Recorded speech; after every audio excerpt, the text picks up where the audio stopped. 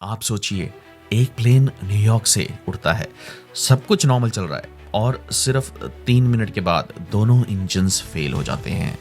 Plane के पास कोई runway नहीं है, कोई टाइम नहीं है और सिर्फ नीचे है हडसन रिवर, और फिर भी 155 लोग बच जाते हैं।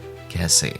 इसके पीछे है एक इंसान की सोच, कामनेस और लीडरशिप स्किल्स। ये कहानी है कैप्टन सली की और दुनिया का सबसे डेयरिंग इमरजेंसी लैंडिंग 15 जनवरी 2009 यूएस एयरवेज की फ्लाइट 1549 एक बिल्कुल रूटीन कमर्शियल फ्लाइट थी। कैप्टन सली और उनके first officer Jeff Skiles flight operate कर रहे थे। वेदर ठीक था, फ्लाइट टाइम शॉर्ट था, सब कुछ नॉर्मल था।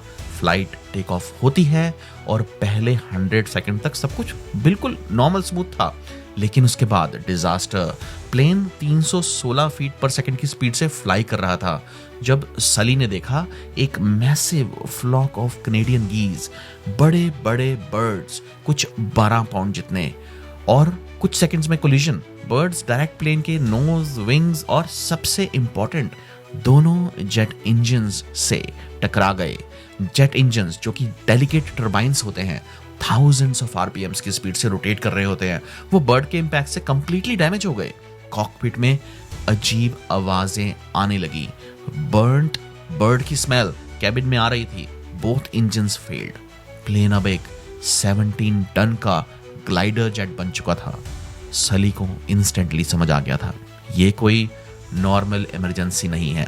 उसका स्ट्रेस लेवल रिस्पॉन्स तुरंत हो गया और हार्ट बीट बढ़ गई, विजन नैरो हो गई। लेकिन उस सब के बीच उसके दिमाग में 3 थॉट्स आए, ये नॉर्मल नहीं है, ये नहीं हो सकता, ये मेरे साथ नहीं हो सकता, ये फ्लाइट रनवे तक नहीं जाएगी। और उसी मोमेंट पे सली ने डिसाइड किया, मैं गिव अप नहीं करूंगा। वाटर लैंडिंग का उन्होंने कभी सोचा नहीं था, कभी प्रैक्टिस नहीं की थी। फ्लाइट सिमुलेटर मोड में ऐसा कोई ऑप्शन होता ही नहीं है। सली अपने एयरक्राफ्ट और प्रोफेशन को इतना अच्छे से जानते थे कि उन्होंने बिना चेकलिस्ट पढ़े सबसे पहले 2 क्रिटिकल स्टेप्स तुरंत ले लिए। इंजन इग्निशन को ऑन किया और ऑक्सिलरी यूनिट को एक्टिवेट किया। उन्होंने मल्टीटास्किंग को अवॉइड किया क्योंकि सली जानते थे मल्टीटास्किंग एक मिथ होता है। अगर आप एक टाइम पर